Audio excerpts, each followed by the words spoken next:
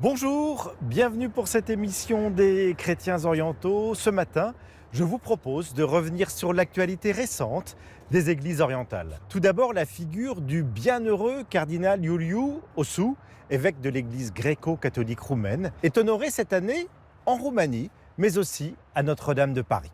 Ensuite, le 19 octobre dernier, le pape Léon a canonisé Monseigneur Ignace Maloyan, évêque de l'église arménienne catholique de Mardin, en Turquie. C'est l'un des martyrs du génocide. Et enfin, pour terminer, nous retrouverons les grands moments du voyage du pape Léon en Turquie et au Liban, à la rencontre des chrétiens d'Orient.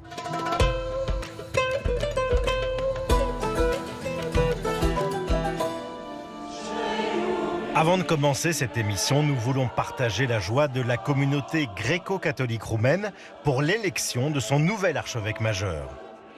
Sa béatitude, Claudiu Lucian Pop, a été intronisé le 15 novembre dernier dans la cathédrale de Blaj en Roumanie. Il a revêtu l'homophorion et a pris possession de sa cathèdre. Axios. Il a été curé de la mission roumaine en France au début des années 2000. Axios, il est digne. Le gouvernement roumain a placé cette année 2025 sous les auspices du cardinal Iuliu Osu. Cet évêque gréco-catholique roumain est l'un des 7 évêques martyrs du soviétisme. Sa mémoire est honorée de Bucarest à Paris.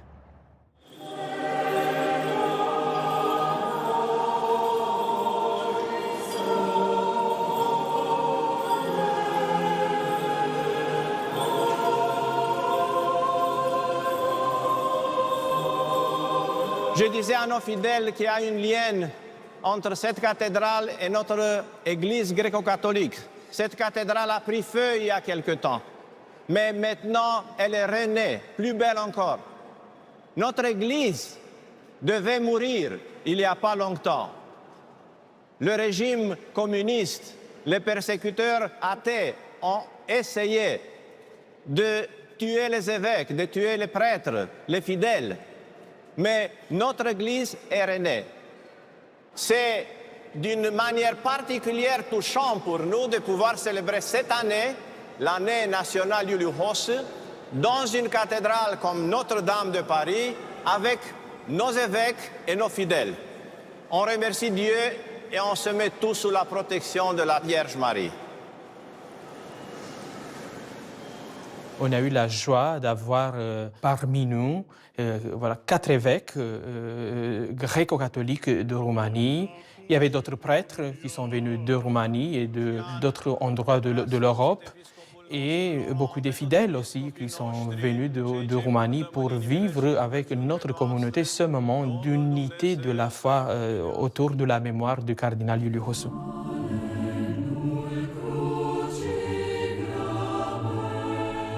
Iuliu Osu pour la Roumanie, c'est une grande personnalité.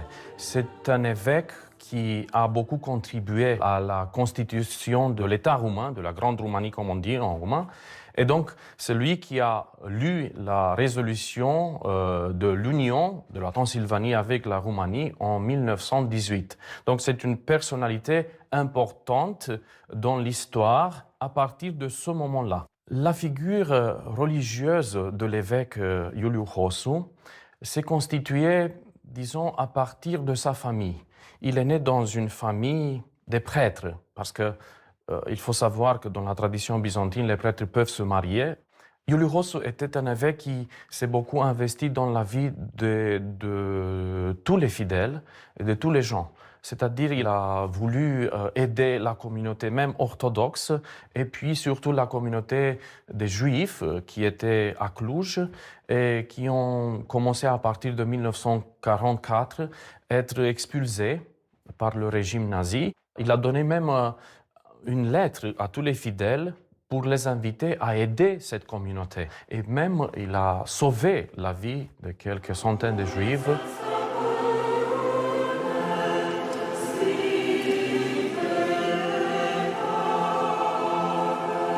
Doamne, Doamne, caută din cer și vezi și cercetează via aceasta pe care a sădit-o dreapta ta.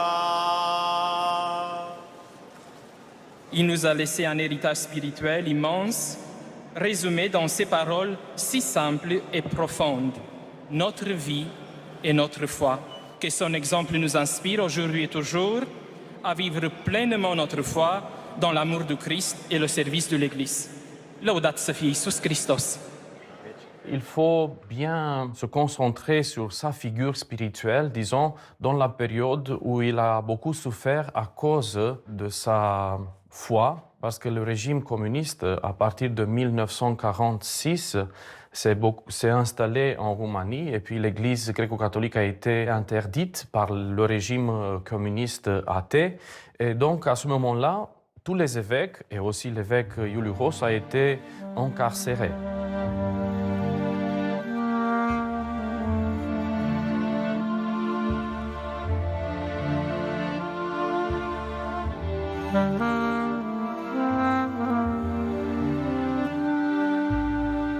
À partir de ce moment-là, on peut voir cette foi, cette détermination de l'évêque Iuliu-Hos pour rester dans cette église. L'évêque Iuliu-Hos, avec les autres évêques gréco-catholiques, les 7 en total, ils ont incarcéré à Sighet. À Sighet, à cette époque-là, à partir de 1955, était considéré comme une prison d'extermination pour tous les gens qui étaient incarcérés là-bas. Donc, ils ont connu un régime très, très douloureux. C'était lui qui était resté vivant jusqu'en 1970 et tous les autres ont décédé, en grande partie dans la prison de Sighet et puis les autres dans les domiciles forcés. Et il a pu écrire même un journal avec ce titre aussi, Notre foi et notre vie. Il a noté tous ces moments tragiques pour lui, mais des moments qui ont été, disons, remplis par la présence du Seigneur, par la présence de Dieu. Il n'a pas voulu se venger.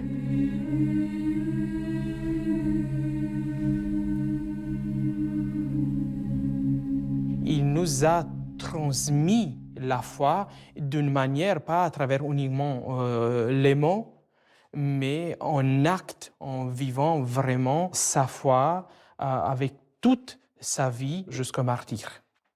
La figure de Monseigneur Iuliu-Hos représente un témoin de la liberté de vivre la foi. Le 19 octobre dernier, place Saint-Pierre au Vatican, le pape Léon a canonisé Monseigneur Ignace Maloyan. Il était l'évêque de Mardin, en Turquie, au moment du génocide de 1915. C'est une des grandes figures de l'Église arménienne catholique. Il est mort en martyr de la foi.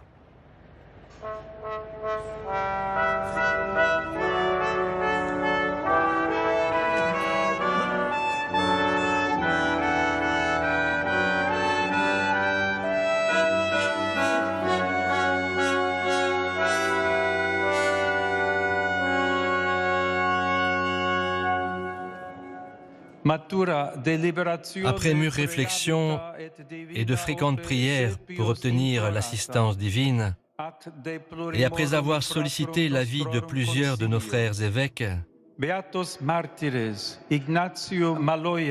nous déclarons et définissons le bienheureux martyr Ignace Maloyan saint, et nous l'inscrivons au registre des saints, décrétant qu'il doit être vénéré comme tel par toute l'Église.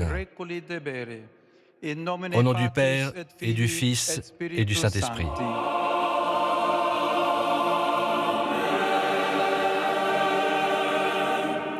C'est une cérémonie extraordinaire. Il y avait une centaine de cardinaux et d'évêques qui étaient présents, même aussi de prêtres. Presque tous nos prêtres étaient présents là-bas, comme aussi tous nos évêques.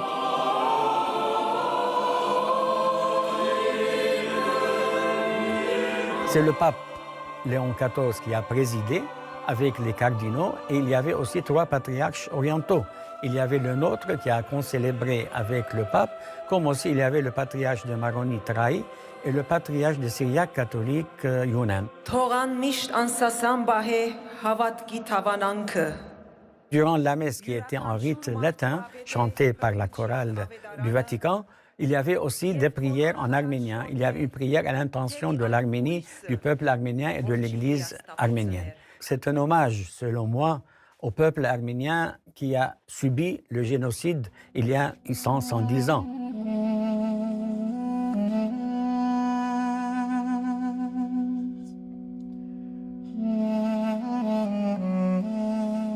Monseigneur Ignace Maloyan était l'archevêque de Mardin. Moi, je l'ai connu depuis ma petite enfance, puisque ma grand-mère est de la famille Maloyan. Ce qu'on sait de lui, c'est qu'il est né à Mardin en 1869. Puis, lorsqu'il était déjà adolescent, il a été envoyé par le curé de sa ville natale, il a été envoyé au séminaire d'Obzomar. Et puis, il a été ordonné en 1869 comme membre de la congrégation d'Obzomar. Là-bas, on sait de lui qu'il a été un bon pasteur. Il visitait tout le monde, il avait disons, un mot pour tout le monde, il était très proche de ses paroissiens. Alors, Monseigneur Maloyan était un jeune prêtre catholique qui se trouve en 1915 nommé évêque de Mardin, et qui est une ville importante au sud de la province d'Erzurum. En mai 1915, on nomme à la tête du vilayet d'Erzurum un jeune Turc fanatique qui s'appelle Reşit Bey, et qui a autour de lui tout un groupe de complices, en quelque sorte, qui va organiser la destruction des Arméniens. Les chrétiens ont été persécutés dans tout l'Empire ottoman dès l'entrée en guerre, avec justement la déclaration du djihad, qui appelait donc les musulmans à haïr les chrétiens. Et donc on est dans un processus qui va croître progressivement, mais qui va exploser à partir du 24 avril, c'est-à-dire l'arrestation puis l'assassinat des dirigeants arméniens. Il y a eu manifestement une destruction de la communauté arménienne qui était d'environ 2 millions. Il y a eu au moins 1 500 000 morts. Le mobile invoqué par le pouvoir ottoman, c'est qu'ils cachent des armes. Donc on va les arrêter, on va arrêter des gens, on cherche des caches d'armes, on en planque, ils les retrouvent, etc. Et rien n'est vrai, évidemment, de tout cela. Et les gens torturés sont obligés soit d'avouer, soit s'ils n'avouent pas, d'être exécutés. Le 1er juin, Monseigneur Maloyan se rend chez son collègue syrien catholique, Monseigneur Tapounian, je crois, à qui il confie tous ses documents, en lui disant « je vais bientôt disparaître ». À ce moment-là, on lui propose de se réfugier chez les Yézidis, et il refuse en disant « le pasteur ne quitte pas ses ouailles ». Donc, il sait qu'il va être arrêté. Effectivement, le lendemain, il est arrêté le 2 juin. Il est torturé. On raconte, alors, je ne sais pas, ce sont des témoins qui ont raconté, on levait les ongles, on l'a torturé beaucoup. Même, on avait dit qu'ils avaient préparé le café sur les poils de sa poitrine. Il a souffert beaucoup, mais il a résisté jusqu'à la fin. Il encourageait toujours ses paroissiens en leur disant « moi, je sais bien que l'effusion de mon sang, c'est un rien. C'est un désir, disons, de retourner au Christ, lui qui est mort pour moi. Ce n'est rien si moi aussi je meurs pour lui, à cause de lui, pour ne pas renier ma religion. » Et au bout de 8 jours, commence la déportation.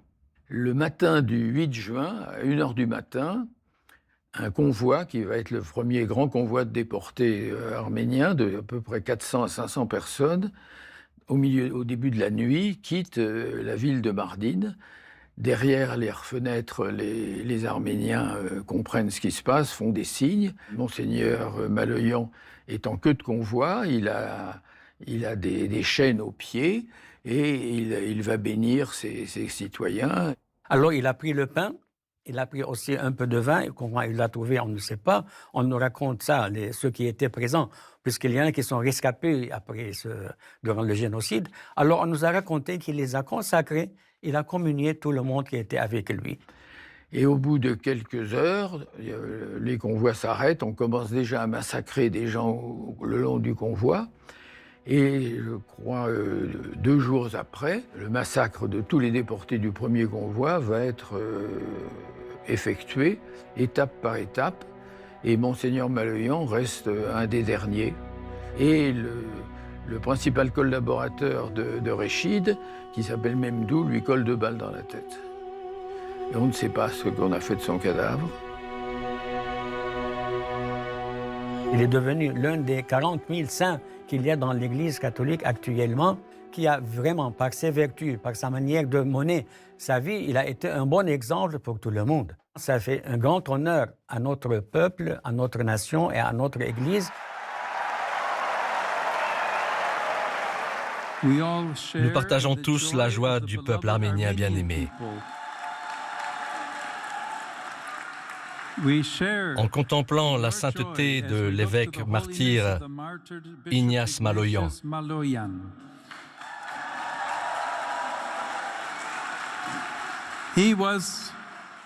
Pasteur selon le cœur du Christ, il n'a jamais abandonné son troupeau dans les moments les plus difficiles, mais l'a au contraire encouragé à fortifier sa foi. Cela me fait penser avec émotion au peuple arménien, qui grave la croix dans la pierre en signe de sa foi inébranlable.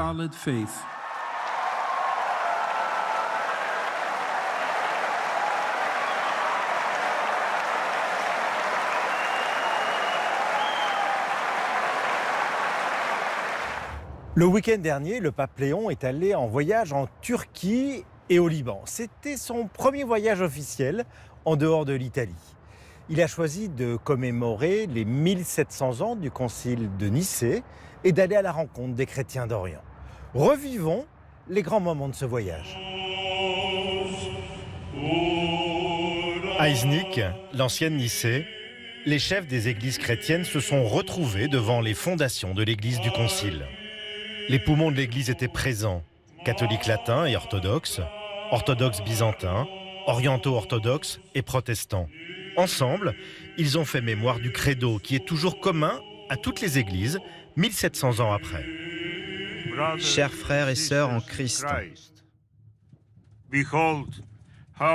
combien il est bon et agréable pour le Seigneur de vivre ensemble dans l'unité.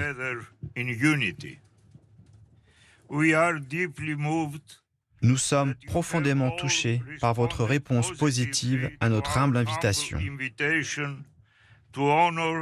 à honorer la mémoire et l'héritage du premier concile œcuménique tenu ici, à Nicée. Chers frères et sœurs, nous sommes tous invités à surmonter le scandale des divisions qui malheureusement existent encore et à nourrir le désir de l'unité pour laquelle le Seigneur Jésus a prié et donné sa vie. Plus nous sommes réconciliés, plus nous, chrétiens, pouvons rendre un témoignage crédible à l'évangile de Jésus-Christ, qui est une annonce d'espérance pour tous, un message de paix et de fraternité universelle dépassant les frontières de nos communautés et de nos nations. L'utilisation de la religion pour justifier la guerre et la violence, comme toute forme de fondamentalisme et de fanatisme, doit être rejetée avec force, tandis que les voies à suivre sont celles du dialogue et de la collaboration. Et maintenant, en nous souvenant de ce qu'ont proclamé les pères des conciles de Nicée et de Constantinople, professons notre foi. We believe in one God, the Father, the Almighty, maker of heaven and earth, all that is seen and unseen. We believe in one. À Istanbul, le pape a rencontré dans la cathédrale du Saint-Esprit les responsables prêtres et religieux des différentes églises catholiques. Latins, chaldéens, arméniens catholiques et syriaques catholiques étaient heureux d'accueillir le successeur de l'apôtre Pierre. C'est une grande joie pour moi d'être ici, parmi vous. Je remercie le Seigneur qui m'accorde, lors de mon premier voyage apostolique, de visiter cette terre sainte qu'est la Turquie. Très chers amis, vous aussi, vous êtes issus de la richesse de cette longue histoire. Parmi les signes les plus beaux et les plus prometteurs, je pense aux nombreux jeunes qui frappent à la porte de l'Église catholique en lui présentant leurs questions et leurs inquiétudes. Nicée nous le rappelle. Jésus-Christ n'est pas une figure du passé. Il est le Fils de Dieu présent parmi nous, qui guide l'histoire vers l'avenir que Dieu nous a promis. Je vous souhaite d'être animés par cette passion, de conserver la joie de la foi et de travailler comme des pêcheurs intrépides dans la barque du Seigneur. Que Marie très sainte, la Théotokos, intercède pour vous et vous protège.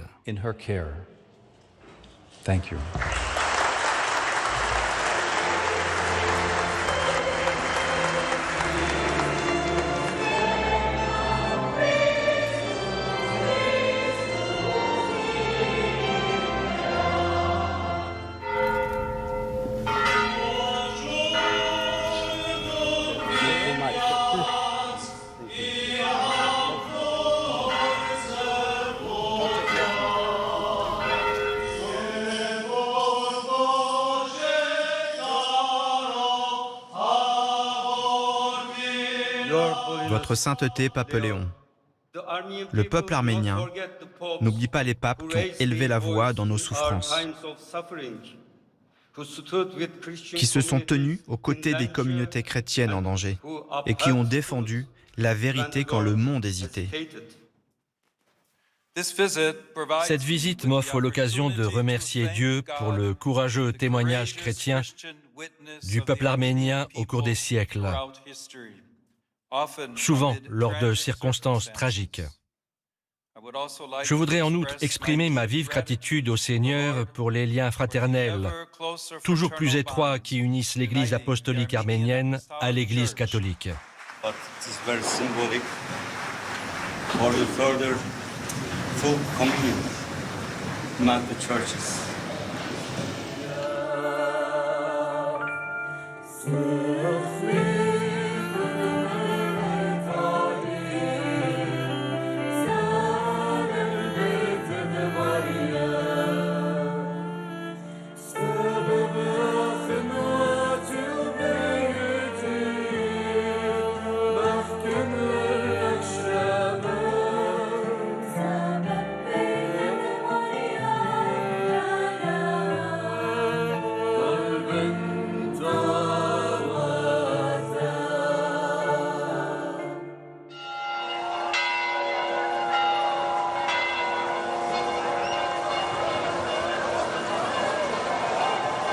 Au Liban, la première visite pastorale du pape est au monastère Saint-Maroun d'Anaya, auprès du tombeau de Saint-Charbel.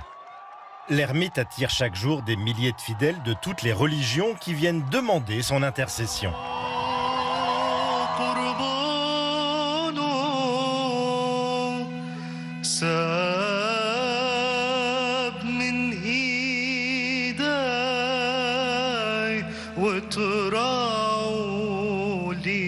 Quel est l'héritage de cet homme qui n'a rien écrit, qui a vécu caché en silencieux, mais dont la renommée s'est répandue dans le monde entier?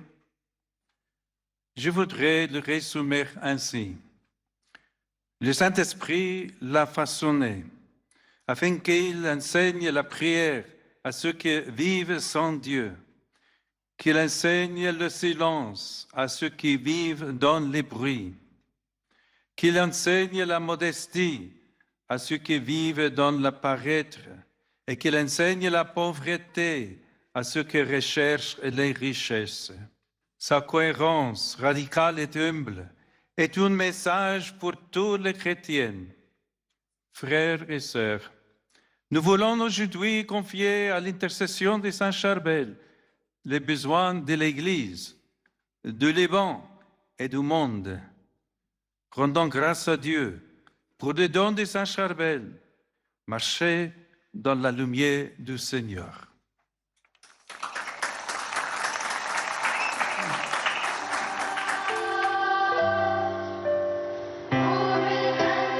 Au centre de Beyrouth, sur la place des Martyrs, au milieu des mosquées, des églises, les représentants des différentes traditions religieuses sont rassemblés pour dialoguer et vivre un temps fraternel.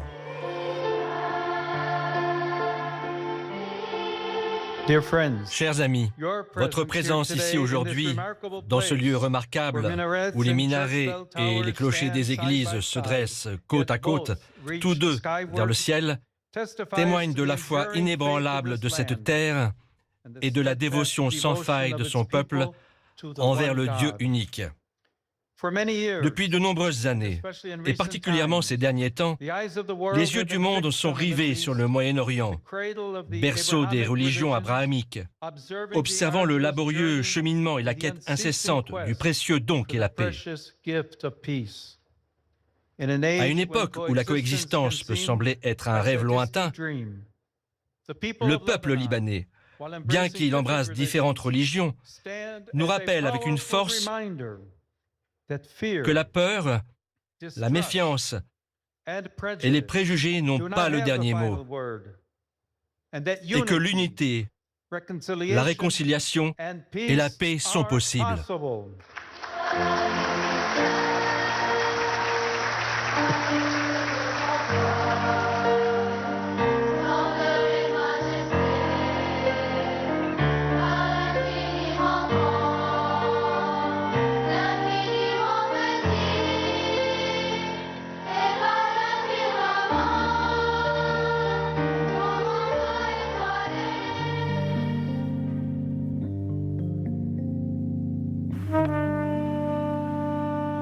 Je viens de me rendre sur les lieux de l'explosion aux portes pour prier.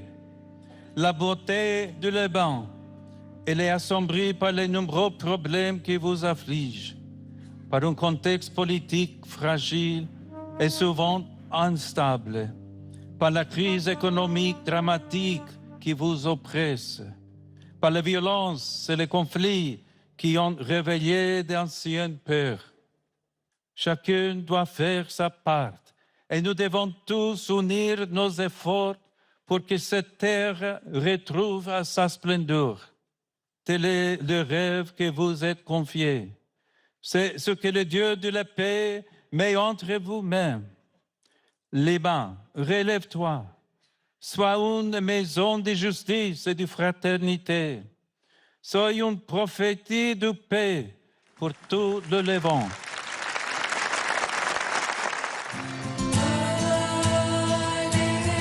Sur l'esplanade du patriarcat maronite à Pkerké, 15 000 jeunes sont venus dialoguer avec le pape. Ils ont montré leur joie et leur enthousiasme.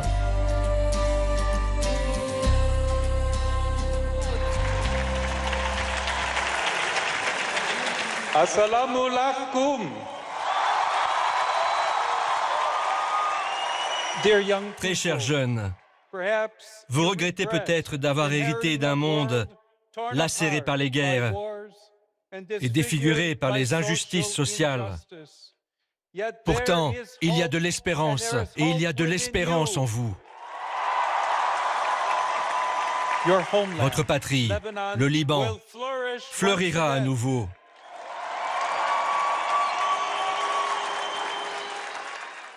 Belle et vigoureuse comme le cèdre, symbole de l'unité et de la fécondité du peuple. Vous savez bien que la force du cèdre réside dans ses racines, qui sont généralement de la même taille que ses branches. Soyez la sève d'espérance que le pays attend. Le véritable renouveau que désire un cœur jeune commence par des gestes quotidiens, en commençant par l'accueil du voisin ou de qui vient de loin, par la main tendue à l'ami ou au réfugié, par le difficile mais nécessaire pardon de l'ennemi.